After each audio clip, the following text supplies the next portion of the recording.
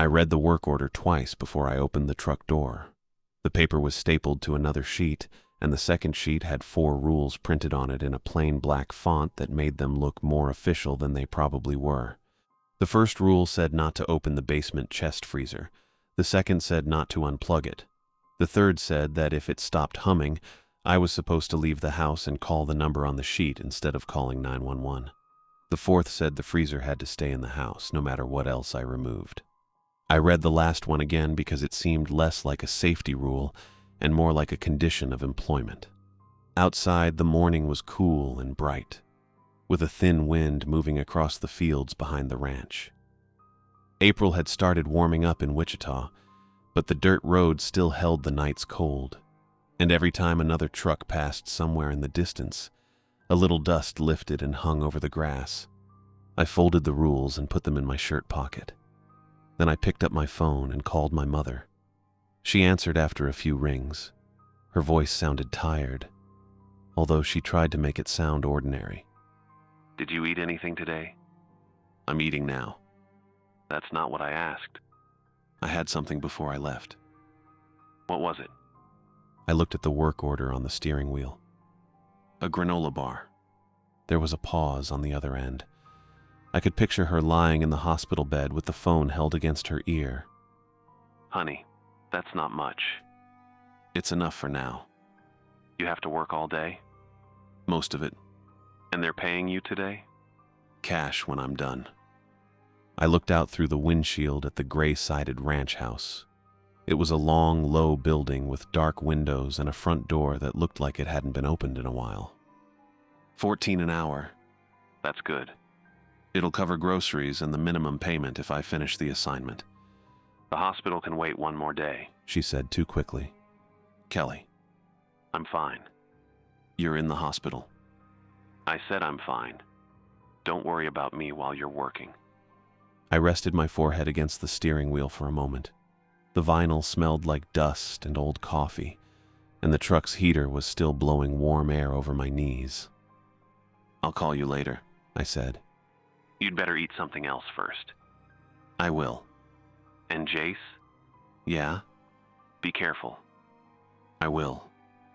She stayed quiet for another second, like there was something else she wanted to say but didn't.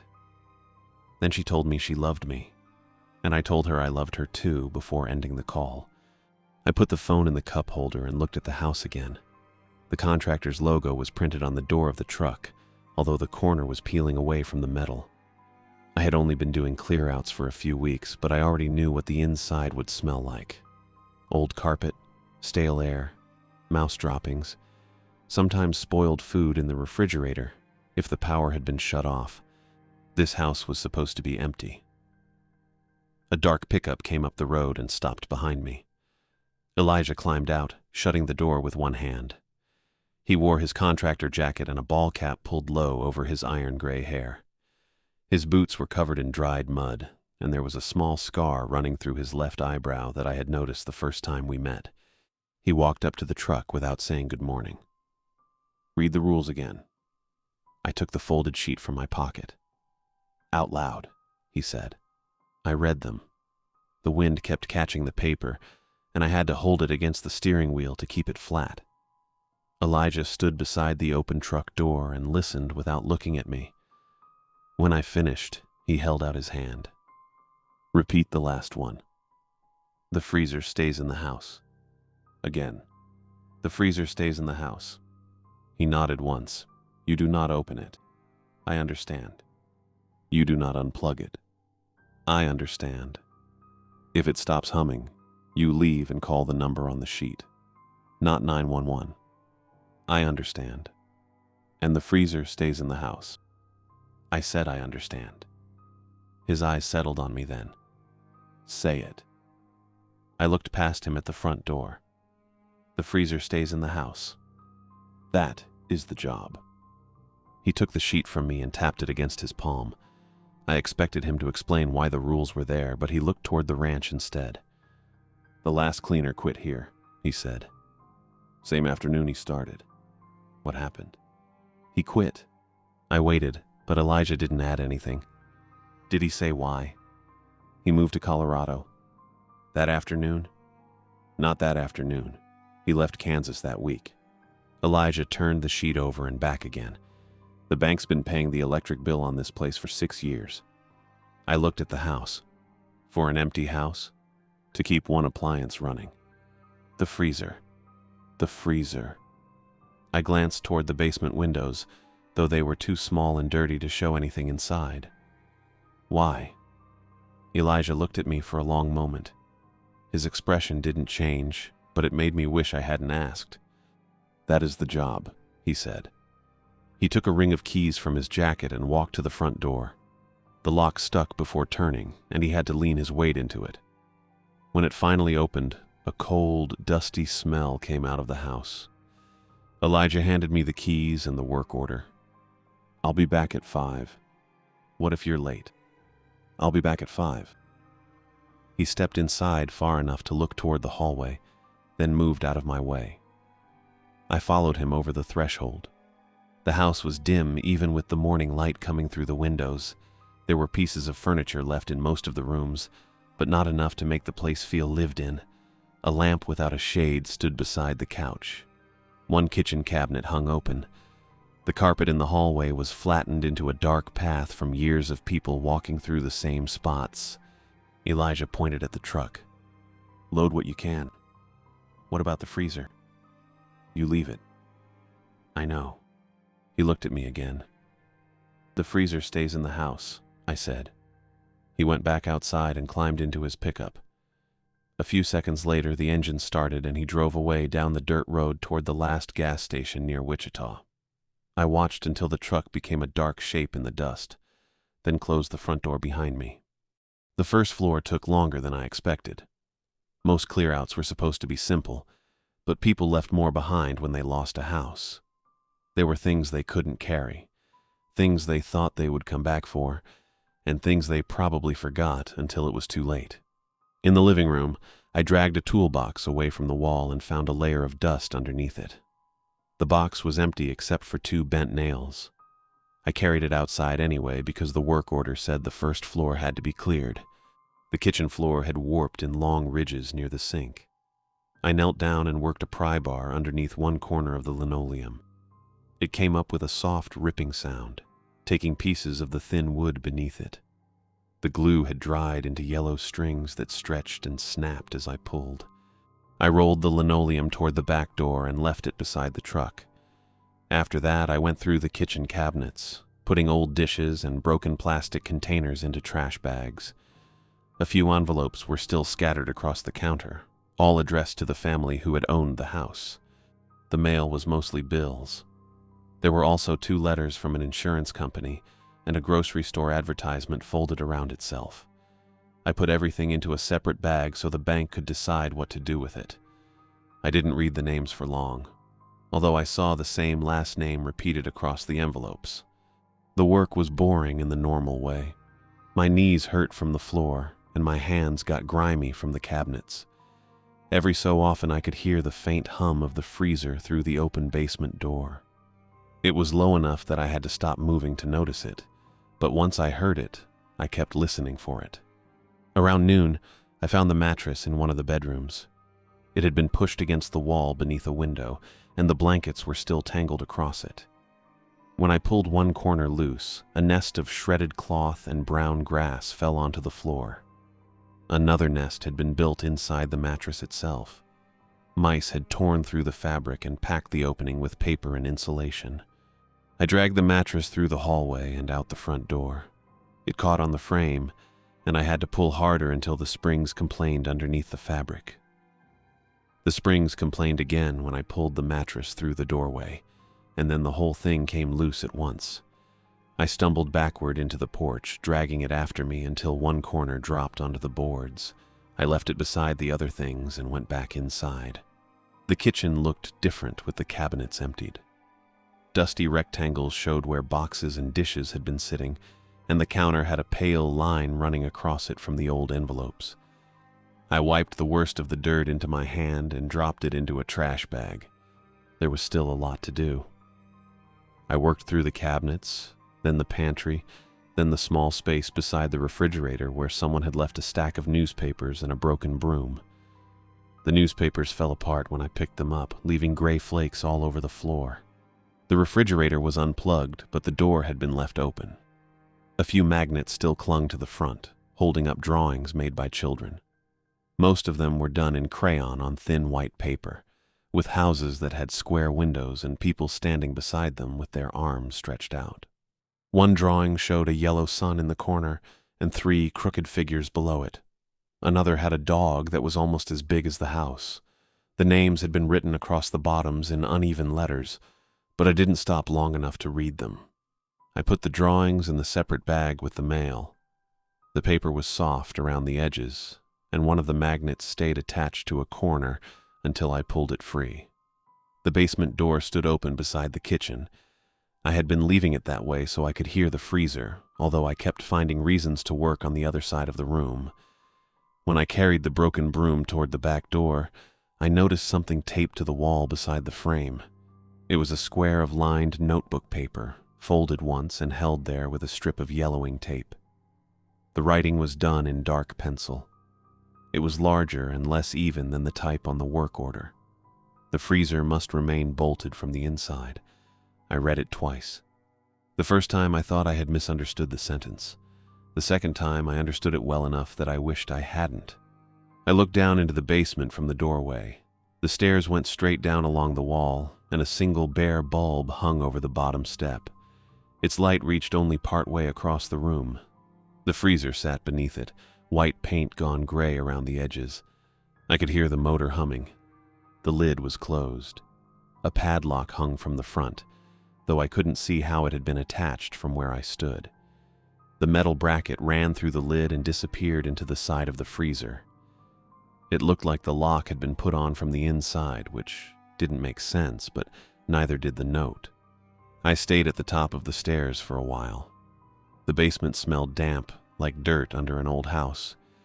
There was no movement down there, and nothing else in the room seemed unusual. The bulb swayed slightly, although I couldn't feel any air moving against me. I went back to the kitchen and picked up the work order. The 4 rules were still where I had left them, folded along the same creases. I went over all 4 rules again, from the warning about opening the freezer to the requirement that it stay in the house. Then I read them a second time. The handwritten warning made the printed rules seem less complete. It was one thing to be told not to open something. It was another thing to find out that somebody had taken the time to secure it from the inside. I put the paper back in my pocket and carried another bag outside. By then, the sun had moved across the front of the house, and the shadows from the roof reached almost to the truck. I loaded the bag into the back with the other trash and furniture, then stood there, thinking about calling the number on the sheet. Elijah was supposed to return at 5. The number was for problems with the freezer, and this seemed like the kind of problem they had meant. I thought about my mother lying in the hospital and the cash waiting for me at the end of the assignment. The payment would cover the minimum on her bills and maybe some groceries. If I left before the work was done, I didn't know if I would still get anything. So I went back inside. The afternoon passed without anything else happening. I carried out a sagging armchair, 2 lamps, a small table with 1 leg missing, and several boxes filled with clothes that smelled like dust. I pulled nails from the hallway walls and scraped old tape from the baseboards. Every time I crossed the kitchen, I looked toward the basement door. The freezer kept humming. I started to hear it even when I was outside. Once, while I was carrying a box through the front room, the sound seemed to stop. I stood there with the box against my chest until it started again. I didn't go downstairs. The truck filled up slowly. I put the larger things in first and packed the loose bags around them, fitting everything together the way Elijah had shown me. By late afternoon, there was barely room left near the tailgate. The house had emptied out with it, leaving only dust, nail holes, and the dull shapes on the floor where furniture had been sitting for years. I swept the kitchen and the hallway.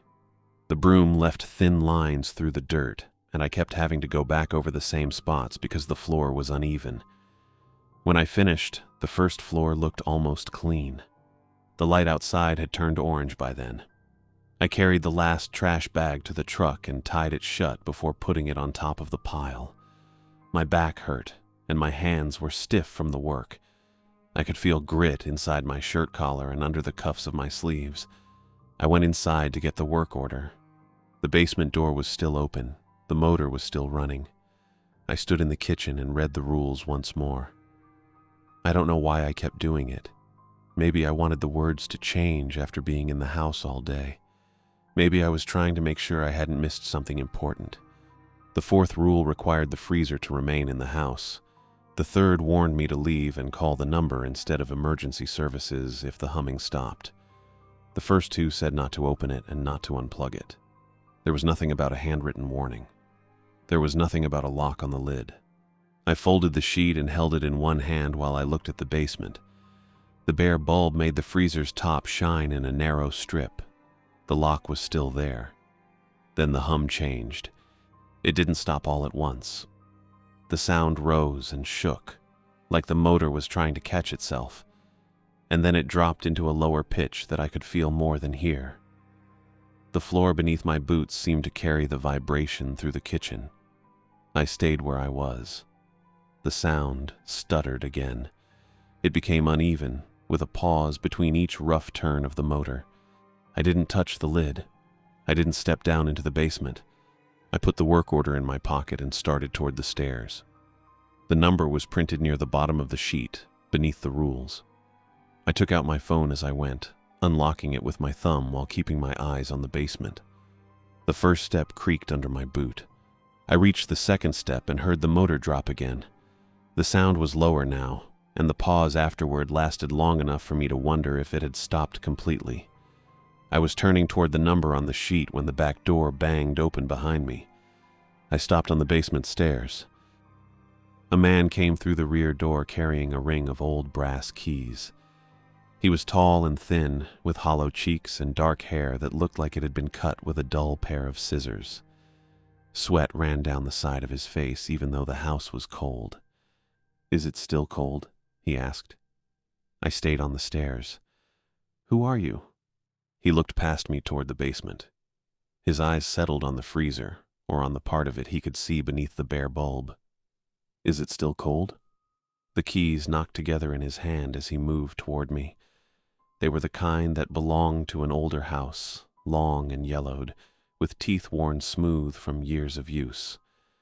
One of them had a strip of blue tape around the top. I stepped down from the second stair and stood in front of the basement doorway. The man stopped a few feet away. "Move." "No." His eyes came back to me. They were gray-green, set deep in a face that looked tired and angry at the same time. His brown jacket was filthy around the collar and sleeves, and the fabric had gone shiny where his arms rubbed against his sides. "You don't know what's behind that door," he said. "I know I'm supposed to call the number if the freezer stops working." "Is it still cold?" "The motor's running." That's not what I asked. I could hear the freezer below us, the rough pause between each turn of the motor. The sound seemed to fill the house now, even though it was quieter than before. The man took another step. I raised the pry bar I was still holding, though I knew it wouldn't do much against someone bigger than me. He looked at the metal end, then at my face. "My name is Zane Chavez," he said. "I have keys." He held up the ring, as if that explained why he was there. "Where'd you get those?" "I kept them." "For what?" He reached around me toward the back door instead of answering.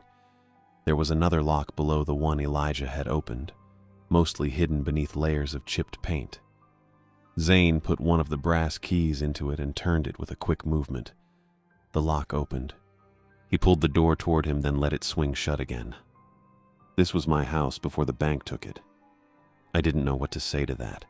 The paperwork listed the place as a ranch, and Elijah had said the bank had been paying the electric bill for 6 years. Nothing in the papers had mentioned a man who still carried keys to the doors. Zane looked past me again. "Elizabeth is still there." I tightened my grip on the pry bar. "Who's Elizabeth?" "She has to be." "Who is she?" "The cold is holding her."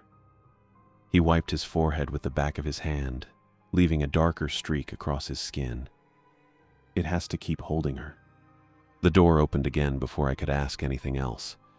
A broad woman stepped inside with a shotgun held low in both hands.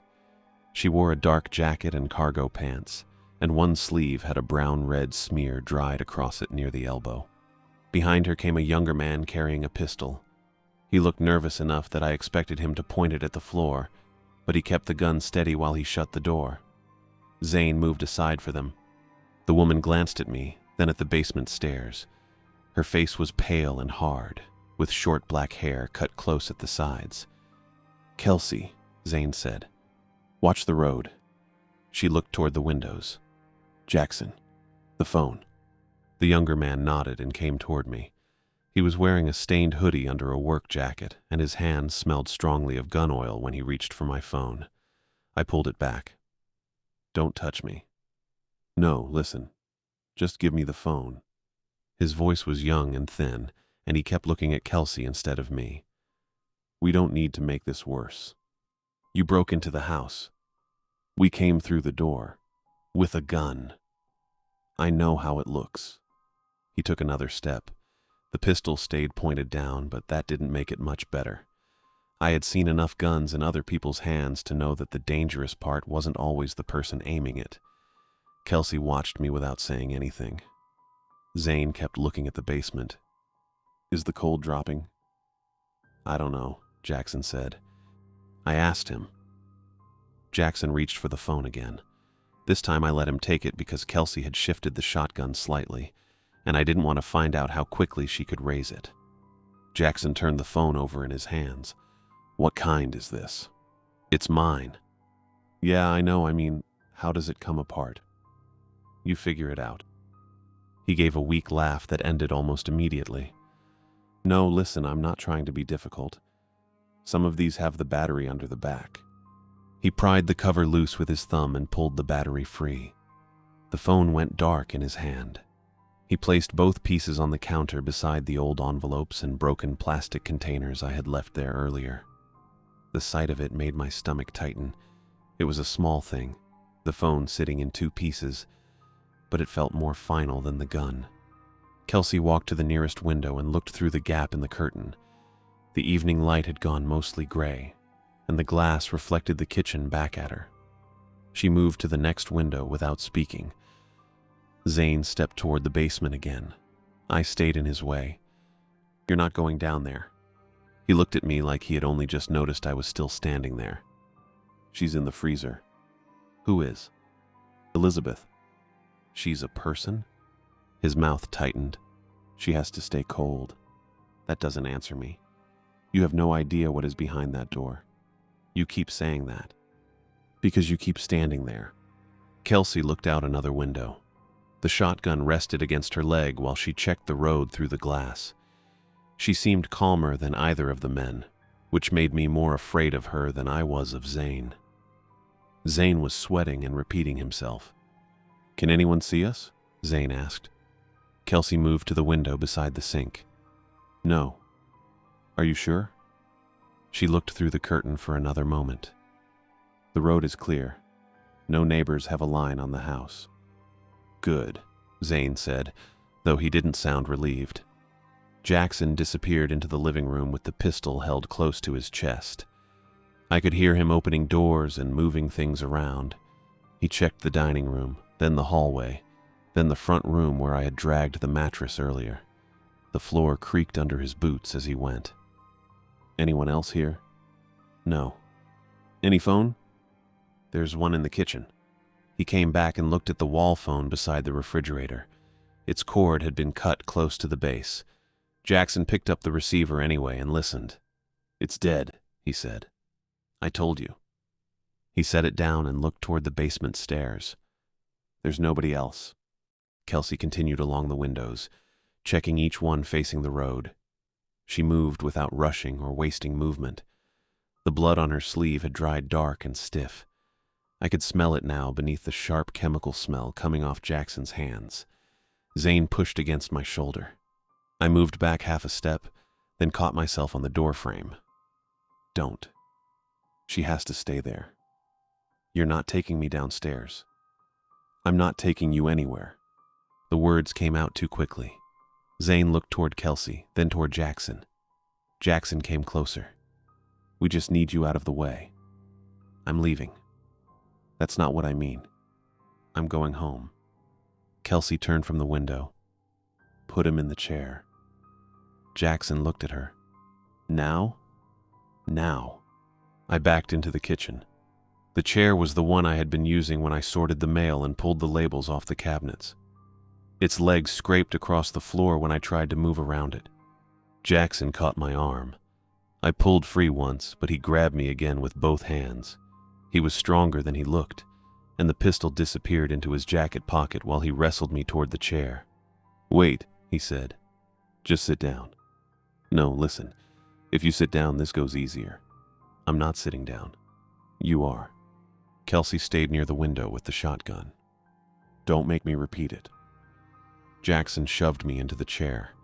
My knee struck the underside of the table and the pain went up through my leg. He pulled my wrists behind the backrest and wrapped a plastic tie around them. The first one pinched immediately. He tightened it, then added another around my ankles, pulling my boots against the chair legs. I looked at the phone on the counter. The battery was still beside it. It might as well have been outside in the truck. Jackson stood and checked the ties with his fingers. There. You can sit still. Kelsey looked through the window toward the dark road. Kelsey looked through the window toward the dark road. The bank sent a young cleaner. You can sit still and drive home tonight if you don't interfere. I stared at her. The plastic tie around my wrists pulled against the chair whenever I moved, and the edge of the backrest pressed into my spine. What does that mean? I asked. Kelsey kept watching the road through the window. You can sit there and drive home tonight, or you can make this harder. The motor stopped. I know. The house felt different without it. All day the freezer had been a low sound under everything else, something I could hear through the floorboards and the walls. Now there was only the refrigerator door knocking softly against its frame whenever the wind pushed at the back of the house. Zane walked from the kitchen to the stairwell and back again.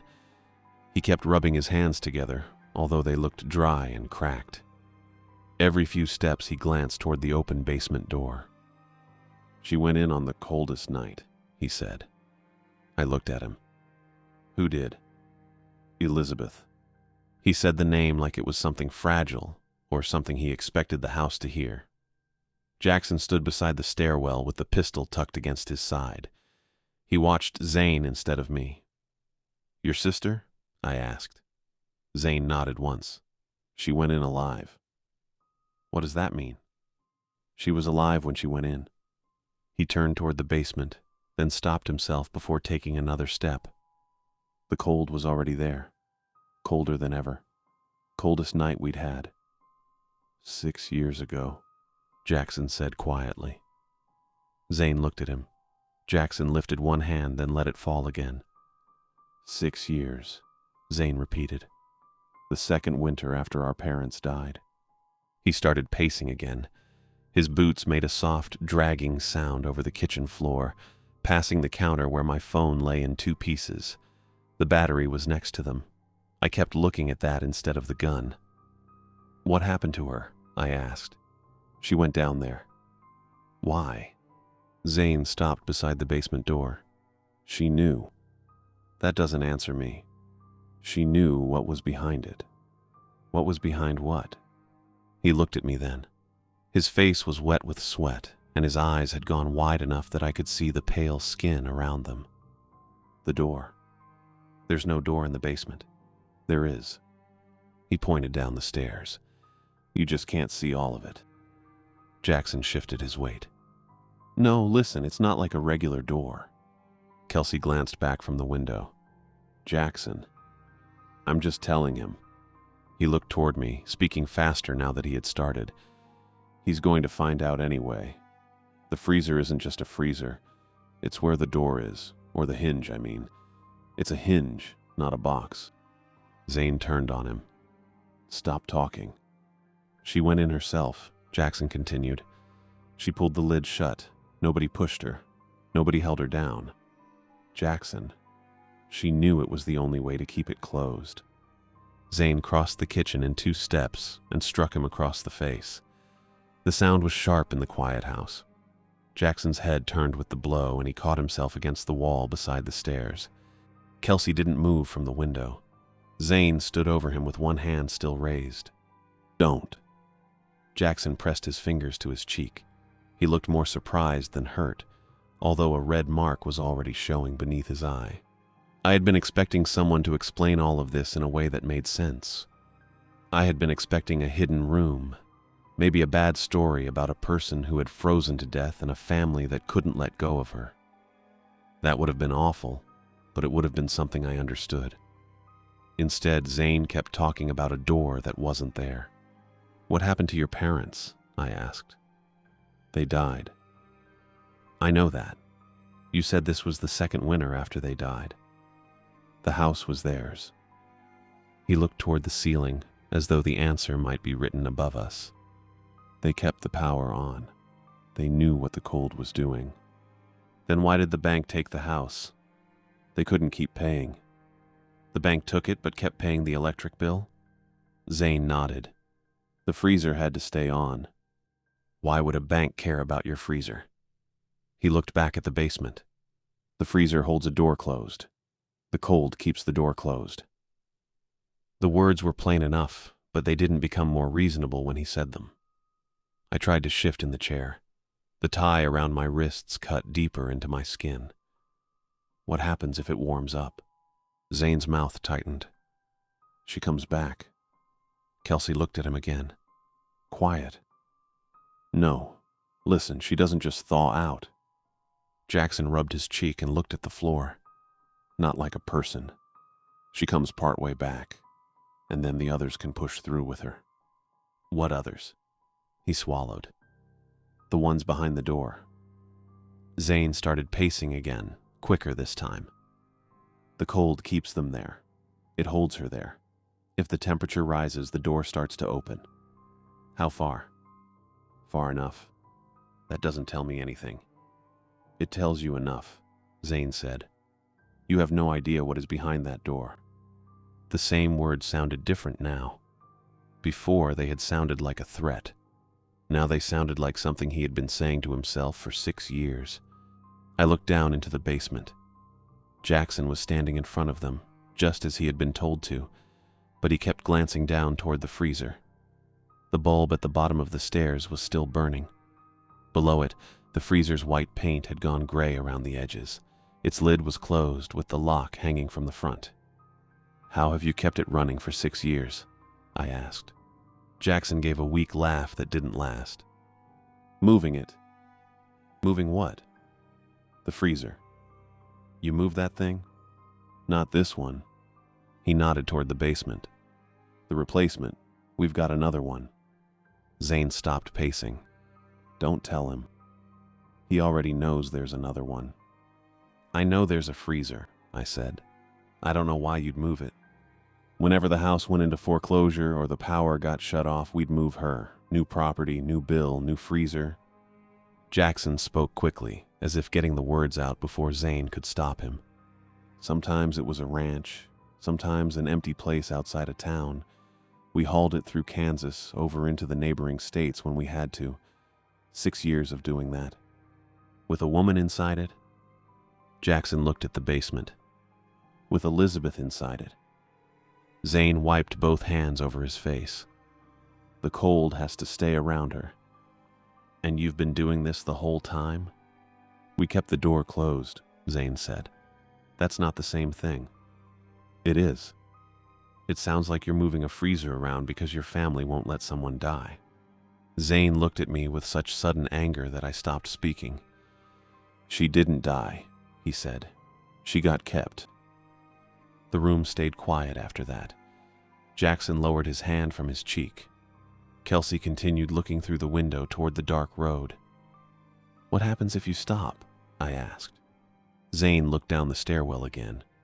"The door swings. You said the freezer had to stay in the house. What happens when this house loses power?" "It already did," Jackson said.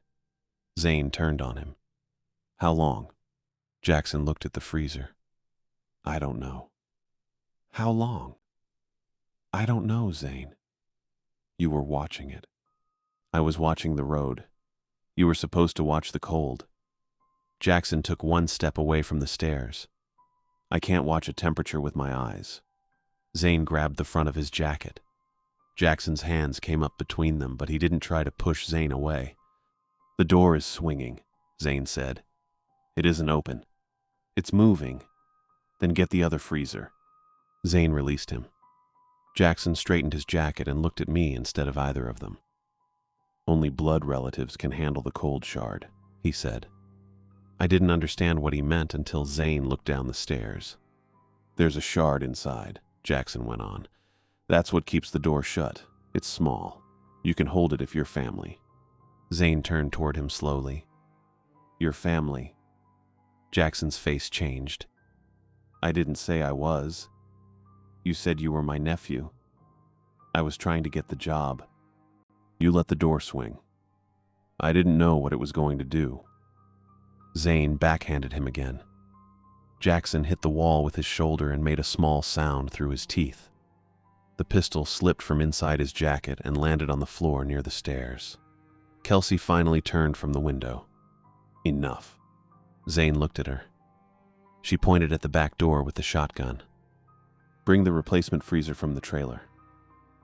Jackson looked at Kelsey, then at the back door. I can get the other freezer. Get it. He picked up the pistol from the floor and tucked it into his jacket before going outside. The door shut behind him, and the kitchen went quiet, except for the chair scraping whenever I shifted against it. Kelsey kept the shotgun pointed toward the windows. She stood beside the sink and watched the road through a narrow opening in the curtain. Zane stayed near the basement stairs, rubbing his hands together and looking down at the freezer. I had both wrists tied behind the chair, and another plastic tie held my ankles to the front legs. The screw on the right side of the chair had been loose before Jackson shoved me into it. I could feel the backrest move a little whenever I leaned to one side. The edge of the tie around my wrist was sharp enough to use. I twisted my hand until I could reach the screw with it, then started working the plastic against the slot. It didn't turn right away. The chair creaked, and Kelsey looked over her shoulder. What are you doing? Nothing. Keep your hands still. I stopped for a few seconds, then started again when she turned back toward the window. The plastic edge slipped out of the screw twice. On the third try, the screw moved. It was a small movement, but I felt it through the wood. Zane glanced at me. Don't. I'm just sitting here. You're not just sitting there. Kelsey looked at the road. Let him. Zane turned toward her. He can't interfere. He's tied to the chair. He can still watch the road. Zane stopped talking. I kept working the screw. It took Jackson almost 10 minutes to come back. The first thing I heard was the trailer hitch knocking against something outside, followed by the uneven sound of an engine trying to move over the dirt. The back door opened and Jackson came through it carrying a thick orange cable over one shoulder.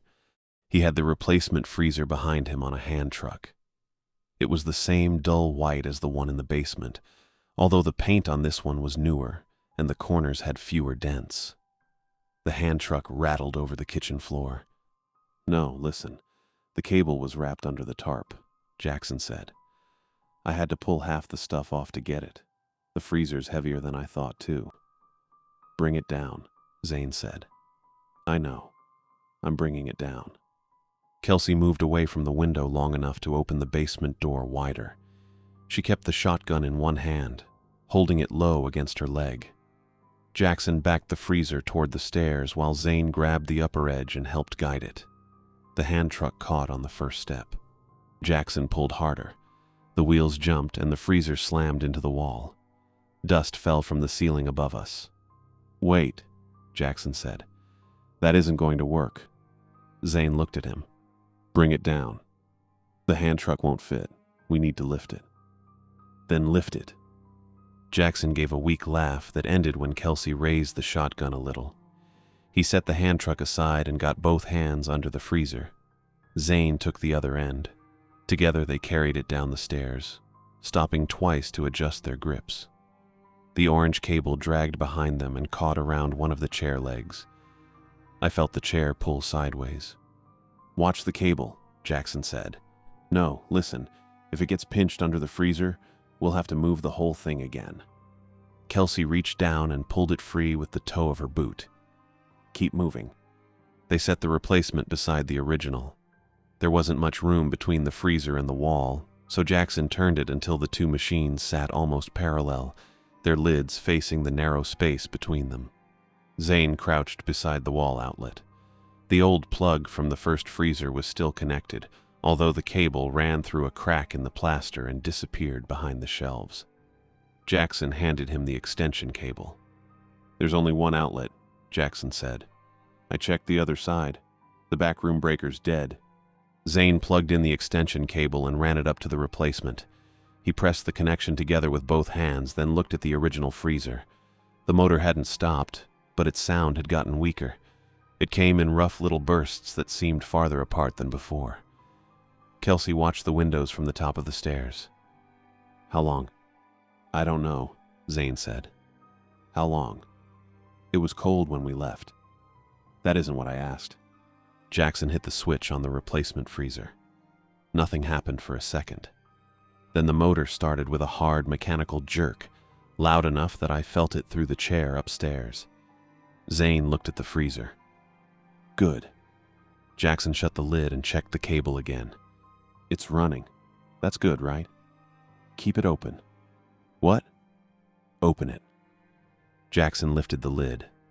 A thin cloud of white vapor spilled over the edge and fell toward the floor. The original freezer gave one last uneven shudder. Its motor dropped into a low hum, rose again, and then stopped completely. I could hear the new freezer running below us, but it sounded too far away to matter. Zane stood between the two machines. He looked at the original lid, then at the padlock hanging from the front. Kelsey came down 3 steps. "Open it." Zane didn't move. "Open the freezer. It isn't cold enough yet. Open it, before she warms." He looked toward the top of the stairs. "Elijah could be here." "Elijah isn't here." "He could be." "Then move faster." Zane reached into his jacket and pulled out the ring of brass keys. His hands shook as he searched through them. The blue tape around one key had gone dirty at the edges. Jackson stayed beside the replacement freezer. "Do you need me to stay there?" "I was just asking." "Stay there." Zane put the key into the padlock. It took him 2 attempts to get it seated. When he finally turned it, the lock opened with a dull click. He left it hanging from the bracket. I was still upstairs in the chair, but the new freezer was running and the old one wasn't. The cold from the basement had already started to change. It wasn't warmer exactly. It just felt less fixed, like something that had been held in place was beginning to loosen. Zane looked at me. "You watch." I didn't answer. "You watch what happens." "What happens if I don't?" "You already know what happens if the cold fails." "I know what you told me." "It affects you too." He stepped closer to the stairs. "If she warms, if the door moves, you're here with us. You don't get to stand outside it. That's why you want me watching? That's why you watch." Kelsey came up behind me and grabbed the back of the chair. Jackson came up the stairs on the other side. He had left the pistol tucked into his jacket, but his hands were empty. "Wait," Jackson said. "The chair won't fit down straight." "Turn it," Kelsey said. "I know how to move a chair." "Then move it." They dragged me toward the basement. The front legs bumped against each stair, and the loose screw shifted farther under my wrist. I kept the edge of the tie pressed against it, turning my hand whenever the chair stopped. The basement light swayed above us. Its bare bulb made the 2 freezers shine in separate strips, one old and gray, the other clean enough to reflect the cable running across the floor. Jackson pulled from the front while Kelsey pushed behind me. The shotgun stayed in her right hand, angled down beside her boot. The chair caught on the last step, and my shoulder struck the wall. "Careful," Jackson said. Kelsey shoved harder. "Down." The The chair came loose and dropped onto the concrete. My tied ankles hit first, then the legs slammed against the floor. Jackson dragged me beside the original freezer and turned the chair so I was facing the open lid of the replacement. It was empty, except for the white vapor rolling over its rim. The extension cable stretched across the floor behind my boots and disappeared beneath the newer machine. Zane pulled the original lid up. The inside was dark at first. I saw frost clinging to the walls in thick layers, black instead of white, with jagged edges that looked like burned paper. Then the bare bulb caught something suspended in the middle. It wasn't a body. A woman-shaped hollow stood inside the freezer, made from black frost that rose around the edges and disappeared into the darkness. The shape had shoulders, arms, and the rough outline of a head, but there was nothing inside it that looked human. The center of the hollow was empty except for a piece of ice about the size of a fist. The shard hung in the middle of the frost without touching anything. I could see through the dark shape in places. Frost moved across it in slow waves, gathering around the ice and pulling away again. The shard stayed clear beneath the light. It didn't melt. It didn't even gather water along its edges. Jackson said something behind me, but I couldn't understand him. Zane reached into the freezer. The cold came off the hollow in a wave that went through my shirt and tightened the skin on my arms. Zane's hand moved slowly toward the suspended ice. His fingers were spread, ready to close around it. The shard began to rise toward his hand. It moved toward Zane's hand, then stopped just short of his fingers. The black frost around it pulled inward, making the woman-shaped hollow look thinner than it had a moment before. The shoulders collapsed first, followed by the outline of the head. Zane kept his hand in the freezer. "It's part of her," he said. "The part that still belongs on this side." I looked from the shard to the dark shape around it. What does that mean? It means the cold is closing the door. It isn't imprisoning her. She's inside the freezer. She's behind it. His fingers shook as he held them near the ice. The cold keeps the door shut. It keeps her from coming through. Who's coming through? Zane glanced toward the basement doorway. The others. The shard pulsed once. A thin crack ran through the frost along the nearest wall, then sealed itself again. I tugged at the plastic tie around my wrists, though the chair left me nowhere to go. The chair stayed beside the open freezers, and the replacement continued running behind my shoulder. "If the shard stays exposed, the others behind her will push through," Zane said. "The door opens a little at a time. They find the space." "What space?" "The house." He looked at me then. "They'll enter the house." Jackson stood on the other side of the freezers, keeping his hands clear of the frost. His attention stayed on the shard, but he kept glancing at the stairs. "That's why we move her before the power gets shut off." "You said you could carry it," I said. "I said I could move the freezer." "You said you were his nephew." Jackson's face tightened. "No, listen. I was trying to get the job." Zane's hand moved closer to the shard again. It drifted toward him, then slipped sideways in the air between the two freezers. "You're not family," he said. "I know that." "You said you were my nephew." I said what I had to say. Jackson looked at me. "I'm not his nephew, all right? I just haul the thing." Zane turned toward him. "You cannot carry the shard." "I wasn't going to." "You cannot carry the shard," Zane repeated. "The cold will not travel for a stranger's hands." Jackson rubbed his palms against his jacket. "I never touched it." "That is the job," Zane said, although it sounded like he was saying it to himself. Kelsey stood above us with the shotgun aimed at the back windows. She had been watching the road, but now she looked down at us. "Move it." "I'm trying." "Try faster. The shard won't come." "Then make it come." Zane reached farther into the original freezer. The frost pulled away from his wrist, exposing skin that had already gone red and pale in patches. He moved his hand beneath the shard, guiding it toward the replacement freezer. The ice followed for a few inches, then swung back toward the doorway. Jackson took one step closer. "Wait," It's not going straight. Stand there, Zane said. I am standing here. Stand ready. For what? Zane didn't answer him. He kept both eyes on the shard, moving his hand slowly from the old freezer toward the newer one. The hollow around the ice stretched after it. Black frost peeled from the walls in long strips, and the air above the open lid filled with white vapor. Kelsey checked the road through the kitchen window. The road is still clear. How long? Zane asked. I don't know. How long? She turned her head slightly. Move the replacement before the house goes visible. That was when both phones on the kitchen counter began to buzz. The sound reached us from above in short, hard bursts. One phone buzzed, stopped, and started again. The other joined it a second later, rattling against the counter beside the dead phone I had arrived with. Jackson looked up. No. Kelsey raised the shotgun toward the basement, then remembered the road and turned back. Answer it. I can't. Answer it. Jackson climbed the stairs 2 at a time. His boot struck the steps behind me, and the chair shifted when he passed close enough to bump it with his knee. He disappeared into the kitchen. I heard one of the phones stop buzzing, then the other one being picked up. Hello? He said. For a few seconds, nobody answered from the phone.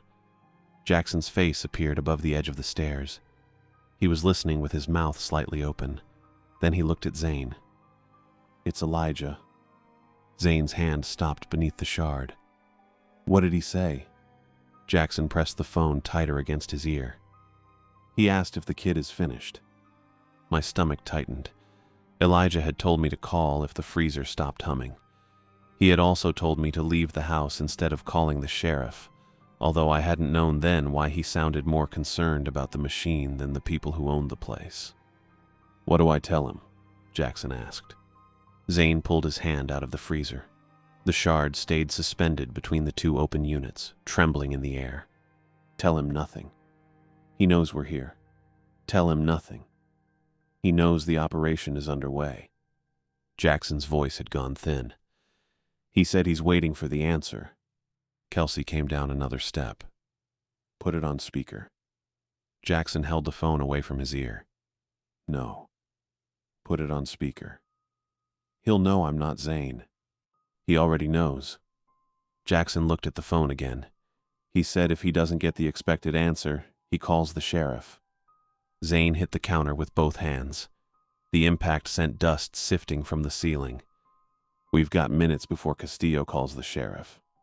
He left the lid of the original freezer open and came up the stairs. Jackson backed away from him, still holding the phone. What answer? Kelsey asked. The kid is finished, Jackson said. That's what he asked. You answer him. With what? Tell him it's done.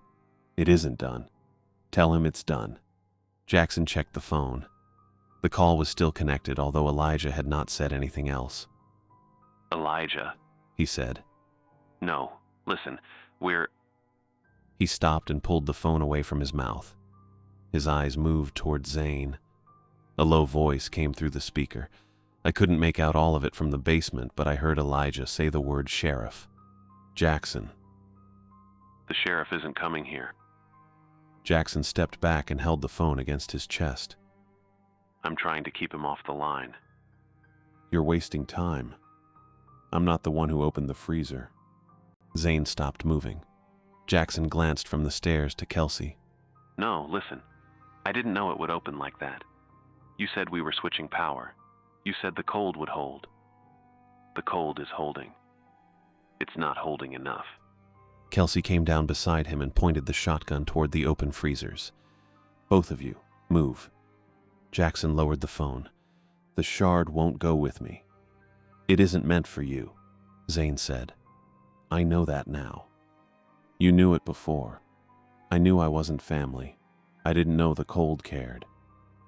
Zane moved back toward the freezers. The replacement freezer was still running, but the sound had changed. It no longer had the solid mechanical rhythm it had when Jackson first turned it on. The hum rose and dipped, as if the motor were working against something.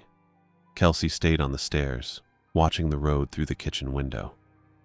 You have less than a minute. For what? I asked. She glanced down at me. For them to finish. Zane reached toward the shard again. It had drifted closer to the basement doorway while they argued, moving in small, regular pulses. Each time it brightened, the black frost around it drew back and exposed more of the hollow. Each time it dimmed, the frost spread again across the shape of the shoulders and head. It has to go into the replacement, Zane said. The new cold has to take it before the old one fails. Then put it in, I said. I'm trying. You keep saying that. He looked at me with the same anger he had shown upstairs, but there was no time left in it. If I let go, the door opens. Then don't let go. I can't hold it and carry it. Jackson stepped back toward the freezers. I can move the replacement closer. You cannot touch the shard. I'm not touching the shard. Stand there. I am standing here. Kelsey lifted the shotgun. Move the freezer. Jackson turned, grabbed the edge of the replacement, and pulled it several inches across the concrete. The orange cable jerked behind it. The new freezer rocked, and its lid shifted against the hinge. The shard pulsed toward the doorway again. Zane reached for it. His fingers closed around empty air as the ice moved past his hand. The black frost drained from the woman-shaped hollow in long, wet-looking trails, leaving the outline smaller and less complete. The two burner phones began buzzing again upstairs. Jackson stared at the kitchen, but Kelsey kept her gun trained on the basement. Answer him, she said. I can't do both. Answer him. Jackson climbed 3 steps, then turned back. The freezer is losing power. Zane looked at the replacement. It's running. It's not steady. The hum faltered, recovered, and faltered again. The hum wavered, steadied, then wavered again. Jackson stood halfway up the stairs with the phone in his hand, looking like he wanted to be anywhere except between Kelsey and the 2 freezers. It's running, Zane said. It's not steady. It's cold. That isn't the same thing. Zane turned toward him. The shard moved between the open freezers, brightening and dimming as it drifted in the air. The black frost around it had pulled back so far that the shape inside the older freezer barely looked like a woman anymore. It was mostly a hollow now, with the ice hanging in the middle. You have to hold it, Zane said. You have to keep it there. I can't hold it. Then get closer. I'm not bloodkin, Zane. You said it yourself. Zane met his eyes, and for a moment neither of them said anything. Kelsey kept the shotgun aimed at the freezers while watching the windows above us. You let me take the job, Jackson said. You told me it was just moving a freezer. You told me the power was the hard part. The power is the hard part. No, listen, the cold is moving. The whole thing is moving. It moves when you lose control. I never had control. Zane stepped toward him. You said you could do it. I said I could move it. You said you were family. I said I was your nephew because you asked if I was. You said it. I was trying to get the job. Kelsey raised the shotgun a little. Enough. They both looked at her. Zane turned back toward the shard and lowered his hand into the old freezer again. I kept sawing the plastic tie against the loose screw. The screw had worked out far enough that the metal edge caught against it whenever I twisted my wrist.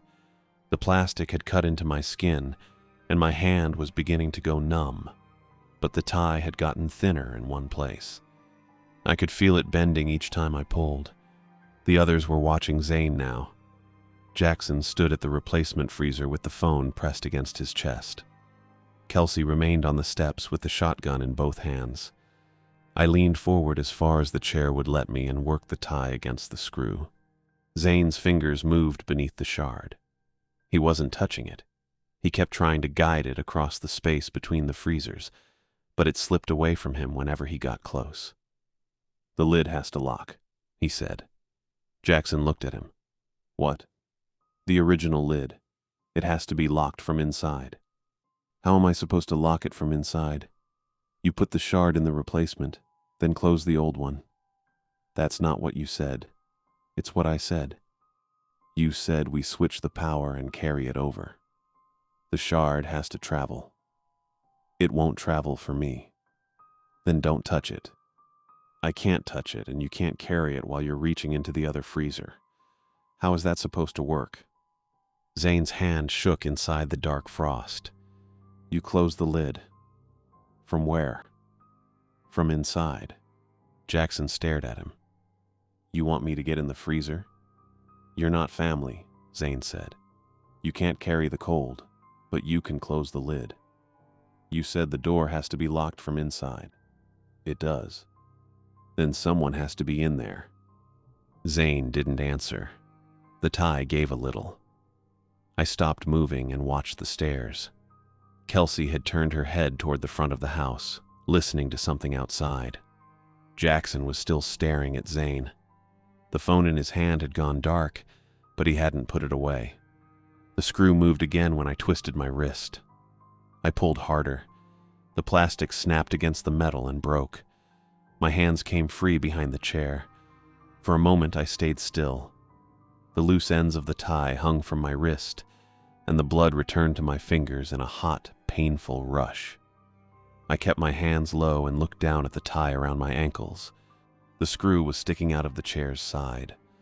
I reached behind me and worked it with my fingers. It turned more easily now that the chair wasn't carrying all my weight. I unscrewed it until the metal plate separated from the wood, then pulled the chair backrest away from one of the legs. The chair made a small cracking sound. Kelsey looked down at me. What was that? I held still. Zane's voice rose below her.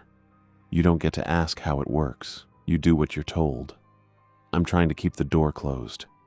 You keep saying that. Because it's true. You have no idea what is behind that door. I know enough to know you've been lying to everybody. The replacement freezer shuddered. Its motor sank to a lower pitch, stopped for half a second, then started again. The shard jerked toward the basement entrance. The frost inside it stretched after the shard, making long black strands across the open lid. Kelsey turned back to face the basement. Jackson moved around the second freezer and reached for the lid. Don't close it, Zane said. I'm not closing it. I'm trying to keep it from falling. Leave it open. It's going to slam. Leave it open. I pulled the loosened part of the chair toward me. The front legs shifted under my ankles, giving me enough room to lift one foot through the gap. The tie around my other ankle caught against the wood. I twisted sideways and dragged the chair with me until the plastic stretched. The argument covered the sound. You said the cold would hold, Jackson said. You said it would hold while we switched. It is holding. It's not holding enough. Get the shard across. I can't make it go. Then help me. I can't touch it. Zane turned on him. You can close the door. I'm not getting inside that thing. Then everything comes through. Jackson looked toward the open original freezer. You said she was the one behind it. She is. And the others are behind her. Yes. And if the cold fails, they come through her. They push through where she went. Jackson took a step away from the freezer. Then why would you put the shard in another one? Because the door has to stay closed. It's not holding her in. Zane looked at the freezer, then at him. It's holding the door closed. The tie at my ankle slid over the corner of the chair. I pulled my foot free, then the other one. The chair tipped sideways and I caught it before it hit the concrete. Nobody looked at me. Zane was holding his hand beneath the shard again. The ice had drifted back toward him, close enough that frost gathered on his knuckles. Jackson was watching the freezer he'd brought in, and Kelsey had her attention on the road. I stood up slowly. My legs shook from being tied in one position, and the basement felt too cold against my skin. I kept one hand on the chair and waited for Zane to move. He reached toward the shard. Jackson bent over the replacement to check the cable.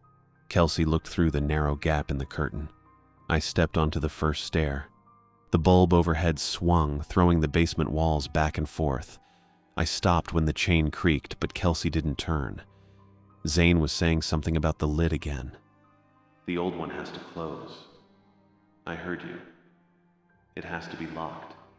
I heard you. from inside. Then you do it. I can't hold the shard and close the lid. Then let go. If I let go, it opens. I took the next step. Their voices followed me up the stairs, getting quieter as I moved toward the kitchen. The room ahead was dark except for the weak light coming through the curtains. I crossed behind the wall and kept my shoulder close to it, moving past the empty counter and the broken phone. The rear door stood closed. I didn't go that way.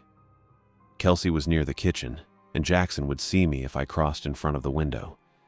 The front entrance was only a few steps farther, with the lock turned from when they had brought me inside. I heard Jackson say, "Wait, that isn't going to work." Zane answered him, but I couldn't make out the words. I reached the front door and put my hand around the knob. The metal was cold enough to make my fingers tighten. I turned it slowly, holding the latch in with my thumb so it wouldn't click. Behind me, something scraped across the basement floor. "Keep it there," Zane said. "I'm trying. Keep it there." I pulled the door open a few inches. Cold evening air came through the gap, carrying the smell of dirt and dead grass. I opened it farther and stepped onto the porch. Nobody shouted. I went down the steps and crossed the yard, keeping low until the house was behind me. Then I started running. The ground was uneven beneath my boots, and I nearly fell when one foot landed in a shallow rut. I caught myself and kept going. The road showed through the trees ahead, a pale strip under the evening sky. Behind me, Kelsey shouted something from inside the house. Jackson answered, and then Zane said, "Don't let it open." I reached County Road 9 and ran toward it as the shard in the older freezer opened the doorway behind me. I kept running along County Road 9, although I didn't have anywhere specific to go. The road was hard under my boots and the fields were empty on both sides. I could hear my breathing and the loose plastic still hanging around one wrist. Everything else had gone quiet behind me. Then I looked back. The basement door was open, but the house itself looked dark. A pale layer of frost had spread across the ground from the doorway. It moved through the grass in thin lines and kept going toward the road. It was crossing the yard. Something came through the door. At first I thought it was one person crawling up the stairs. Then another shape moved behind it. Then another. They overlapped in the doorway and pushed against each other as if there wasn't enough room for all of them to come through at once. They had the rough shape of women, but that was where the resemblance ended. One had arms that bent backward at the elbows and dragged its hands along the steps. Another moved on four legs with a frost-covered back and a head that turned too far toward the yard. A third had a face made almost entirely of mouth. The mouth opened wider as it crawled. The jaw kept stretching until its sides disappeared into the darkness around its head. I could see black frost inside it. Something moved in there, although I couldn't tell if it was a tongue or another set of teeth. More of them climbed behind it. Elizabeth had been one hollow in the freezer. Now there were too many forms inside the hollow to count. They had different limbs and different faces, but they all came from the same dark frost. Some dragged themselves forward. Some folded and unfolded as they moved. One of them went up the basement stairs backward while its head stayed pointed toward the yard. I stopped near the edge of the road. The cold reached the nearest fence post and climbed over it. Frost formed along the wire in a white line. The grass bent under it even though there was no wind. The first shape crossed the threshold. The house shook. A gun fired from inside the basement. The sound came through the open door and rolled across the fields. I ducked. A second shot followed before I had fully straightened. Kelsey was firing the shotgun. Something screamed inside the house. It was Jackson. His voice broke apart into several high cries that came from different places at once. The forms laughed. It was a group of laughs landing over each other, some close and some far away. A few of them sounded like women. One sounded like a child. Another was so low I felt it in my ribs more than I heard it. Kelsey fired again. The nearest form jerked sideways. Frost burst from its shoulder and scattered across the basement steps. It didn't fall. It twisted around and opened its mouth toward the house. "Come closer," it said. The words came from several mouths at the same time. I started running again. The road stretched ahead through the trees. I kept my eyes on it and tried not to think about how slowly I was moving. My legs were already tired from being tied to the chair, and my hands still felt numb. Every step hurt in a different place. My ankles had gone stiff, and my left boot kept catching on the uneven ground. Behind me, the laughter grew louder. The cold moved over the yard and into the field. It passed through the grass in a wide sheet, turning everything pale. Frost climbed the weeds and covered the dirt. The air got so cold that my eyes began to water. I heard another gunshot. Then Jackson screamed again. "Zane!" Kelsey shouted. I had never heard fear in her voice before. I turned my head while I ran. The forms were almost to the top of the steps. One crawled on its hands and knees with its elbows facing the wrong way. Another had frost covering its entire body. It looked carved out of dirty ice. Its fingers dug into the concrete and left dark marks behind. The hollow inside the freezer had gotten smaller. The shard was still somewhere in the middle of it, but the dark frost around it kept pulling apart as the other forms came through. Zane was standing between the two freezers. He had one hand extended toward it. His jacket was white with frost, and one sleeve had frozen against his arm.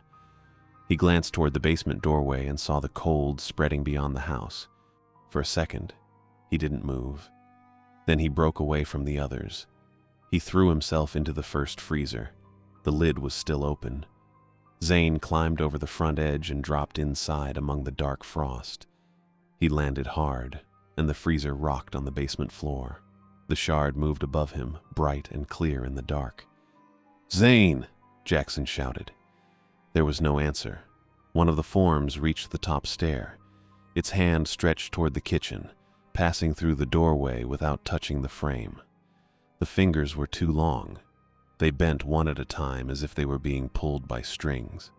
Zane grabbed the lid. He pulled it down over himself.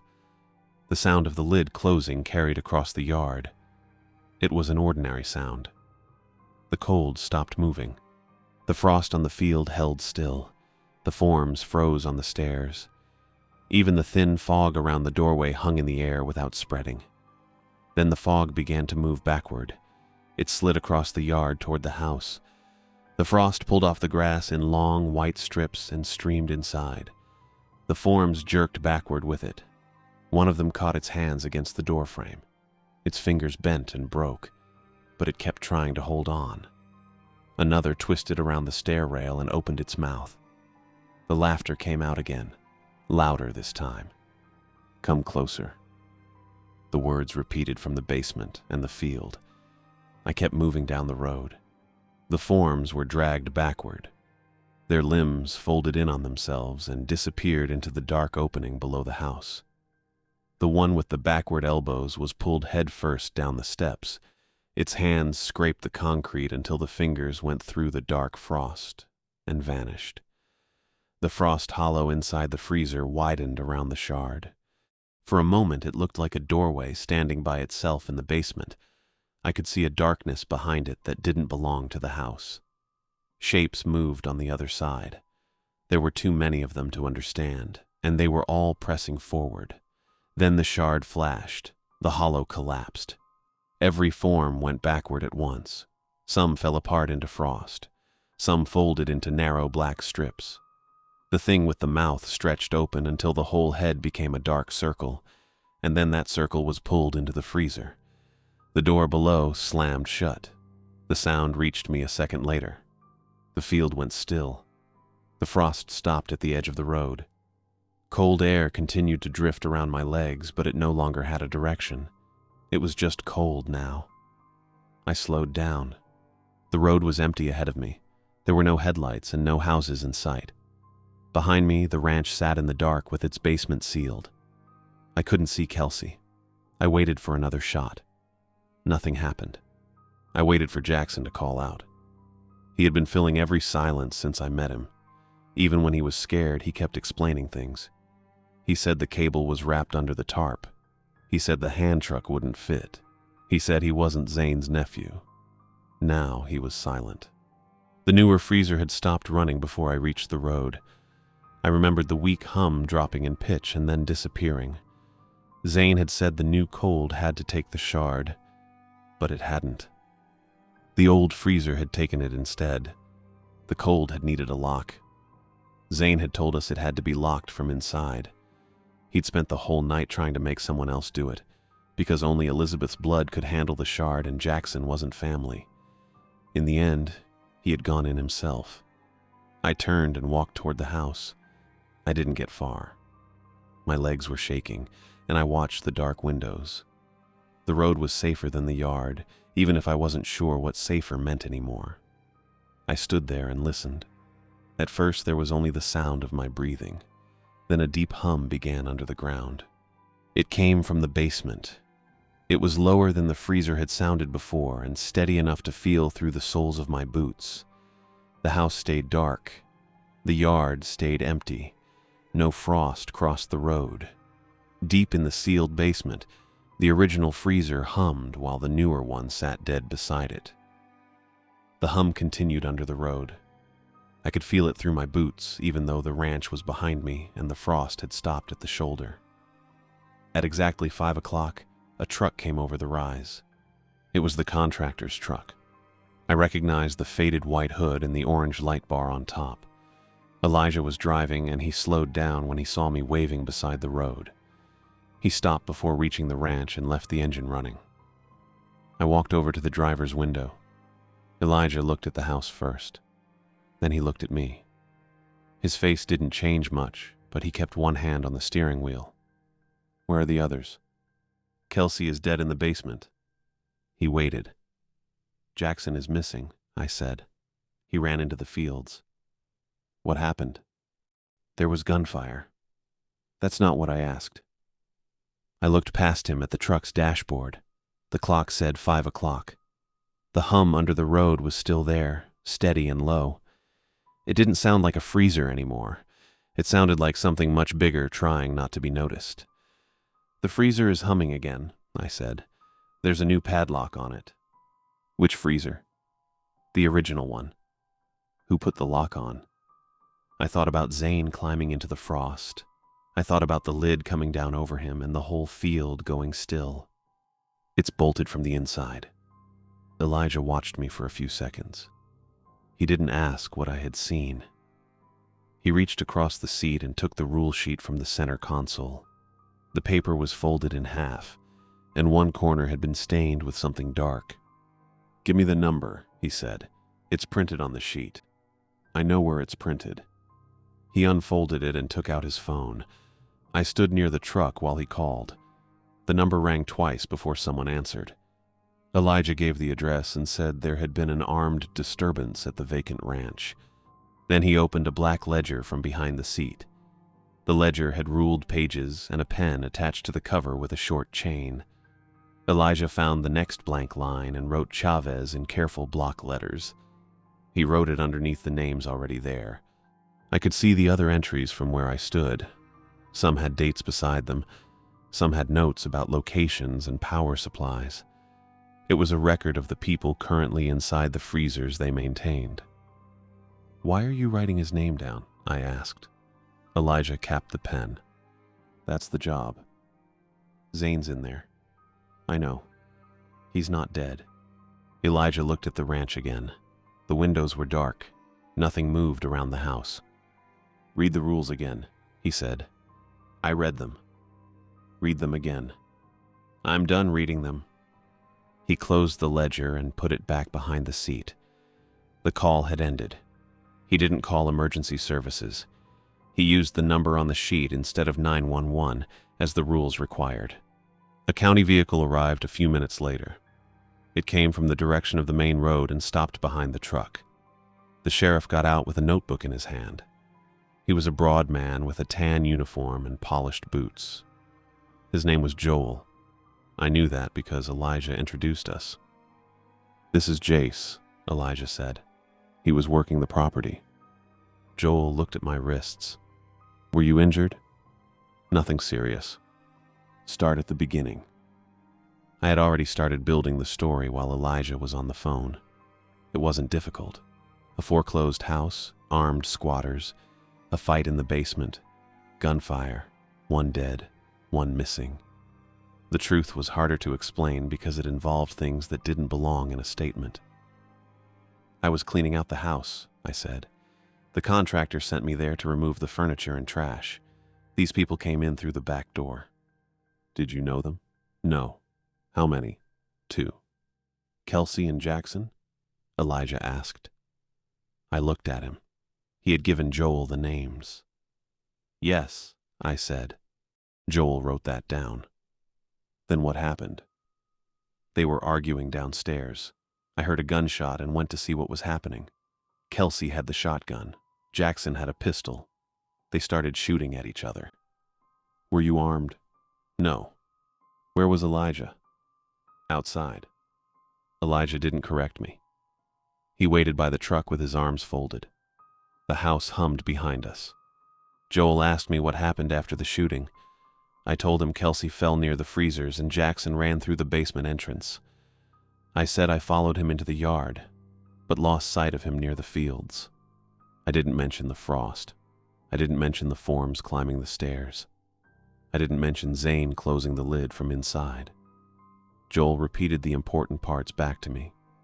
Kelsey was shot in the basement. Jackson fled into the fields. You were not carrying a weapon. That's right. I'll put it in the report. He asked a few more questions about the house, the work order, and how long I had been there. I answered them as simply as I could. The more details I added, the more chances there were for the story to break. When we finished, Joel closed the notebook. You should get checked out. I'm fine. That's not what I asked. I'll get checked out. He looked at my face, then at the truck. Wait here until the deputies finish looking through the property. I glanced toward the ranch. I'm leaving. That would be a bad idea. Elijah opened the passenger door. He's coming with me. Joel studied him. You responsible for this worker? I'm responsible for the contract. Joel accepted the answer. He told me to keep my phone on in case he needed anything else. Then he walked toward the house with another deputy. I got into the truck. Elijah drove away from the ranch without looking back. The hum faded as we reached the rise, although I could still feel it for a while. Neither of us talked much. There wasn't a good way to talk about the money or the freezer without talking about everything else. He paid me in cash at a gas station outside Wichita. The envelope was thinner than usual. I counted it once beside the pump and didn't count it again. It was the final payment for the work at the ranch. Elijah stood by the truck and waited while I put the money into my pocket. You can still take regular assignments, he said. I don't want regular assignments. You don't decide the work. I decide what I do. He looked at me. You need the money. I know. That is the job.